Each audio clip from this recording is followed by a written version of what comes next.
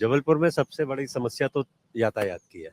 अभी भी यातायात हमारे यहाँ व्यवस्थित नहीं है बिल्कुल। बाकी दूसरी है एयरपोर्ट की। एयरपोर्ट तो नया बन गया है, मगर फ्लाइट्स यहाँ बहुत कम है। केवल अभी दिल्ली की फ्लाइट मेन जा रही है, जिसके कारण फ्लायर्स को बहुत दिक्कत हो रही है। पहले अभी काफ़ी जगह जा रही थी, हैदराबाद भी जा रही थी, बेंगलुरु भी जा रही थी, पुणे भी जा रही थी, मगर अभी धीरे धीरे मुंबई भी जा रही थी। अभी धीरे धीरे विड्रॉ करके केवल दिल्ली की ही फ्लाइट रेगुलर है। तो इतना अच्छा एयरपोर्ट बन गया है, 400 कुछ करोड़ रुपए का नया एयरपोर्ट का शिलान्यास अभी पिछले महीने हुआ है, तो उसके हिसाब से तो फ्लाइट्स बढ़नी चाहिए। दूसरा, ट्रैफिक का मामला यहाँ बिल्कुल सॉल्व नहीं हो रहा। इसमें तो स्मार्ट सिटी की बात हो रही थी ना सर, कुछ केवल ये छोटे से एरिया की है, पूरे जबलपुर में स्मार्ट सिटी लागू नहीं है। और स्मार्ट सिटी का काम जो है ये राइट टाउन मेन है, नेपे टाउन में ही है। और ट्रैफिक जो है, मेन मुद्दा यहाँ का ट्रैफिक का है। बाकी क्राइम वगैरह तो काफ़ी कंट्रोल है और कोई ऐसा डिस्टरबेंस नहीं है शहर में। बहुत अच्छा काम कर रही है राज्य सरकार भी और केंद्र सरकार भी।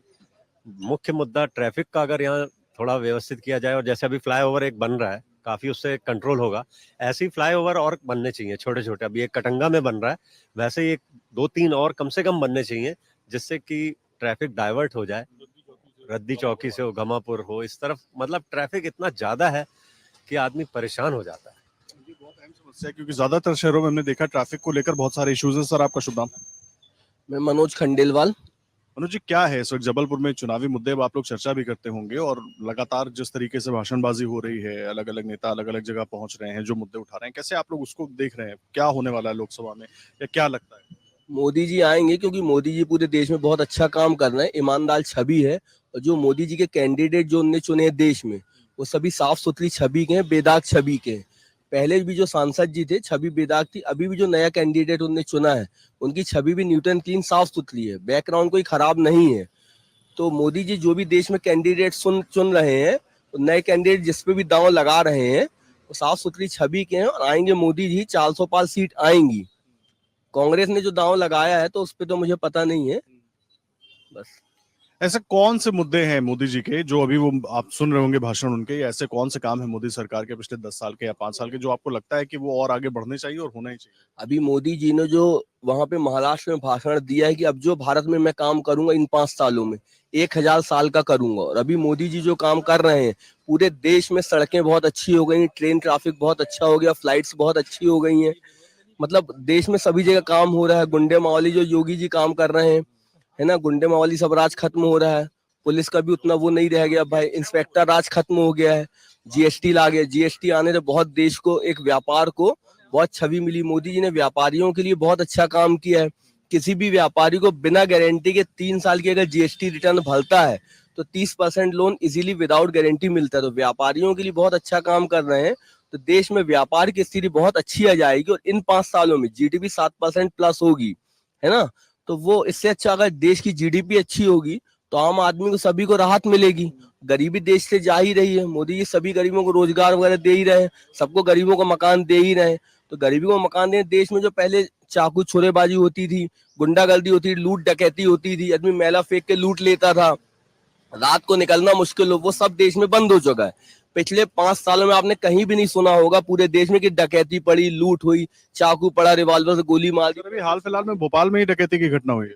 अब एकाध हुई होगी सर, वो एकाध ठीक है। बाकी देश में नोटबंदी हो गई है। नोटबंदी होने से, राजधानी है। हाँ नहीं, नोटबंदी होने देश में देखिए कैश किसी के पास नहीं रहता है। मोदी जी अभी जो कार्ड पेमेंट और यूपीएस वगैरह, ये यूपीआई जो लाए हैं, जब आदमी के पास कैश नहीं रहता, आम पब्लिक को मालूम कैश नहीं होता, आदमी साफ सुथरी छवि जी रहा है, 24 घंटे कहीं भी आ जा सकता है। तो वो बहुत बढ़िया काम कर रहे हो, तो वो देश में उसकी वजह से, तो उसकी वजह से सब ठीक है देश में। सर आइए, प्लीज आइए, आगे आइए। क्या शुभ नाम है सर? मैं प्रदीप जैन। सर, क्या मुद्दे चल रहे हैं? देखिए, सर तो बड़ी तारीफ कर रहे हैं, लेकिन एक तरफ विपक्ष है जो कह रहा है कि लोकतंत्र को खतरा है, तो आप लोग किस तरीके से देख रहे हैं? मैं भी ऐसे देख रहा हूं कि लोकतंत्र को खतरा दिख रहा है। बेरोजगारी, महंगाई चरम पे है। जो कहने वाले हैं इनको नहीं मालूम है, बड़े घर में रहने वालों को नीचे का नहीं पता चलता। हकीकत क्या है, जमीनी हकीकत, गांव की, देहातों की। ये लोग बड़े घरों में रहते हैं, एसी में रहते हैं, इनको नहीं दिखता, लूट डकैती नहीं दिखती, गरीबी नहीं दिखती। लेकिन हकीकत यही है, महंगाई चरम पे है, बेरोजगारी बहुत ज्यादा है। आप अभी गए जहां खड़े ग्राउंड में, वो अंदर कम से कम 150 लड़के प्रैक्टिस कर रहे हैं, अंदर कम से कम, सब बेरोजगार हैं। अगर फिर नहीं मिला, अभी तो उनमें दमखम है, थोड़े दिनों बाद वो आउट हो जाएंगे।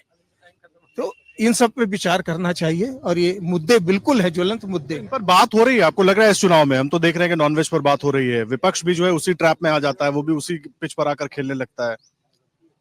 ये जो सबसे बड़ा ट्रैप हो गया है वो धर्म के नाम का है। धर्म के नाम पे जो पर्दा पड़ा है उससे सभी लोग अंधे हो गए हैं, नहीं दिख रहा किसी को। अगर आप ये वीडियो YouTube पर देख रहे हैं तो हमारे चैनल को सब्सक्राइब करें और बेल आइकन को दबाना ना भूलें। अगर आप Facebook पर ये वीडियो देख रहे हैं तो हमारे पेज को लाइक करें।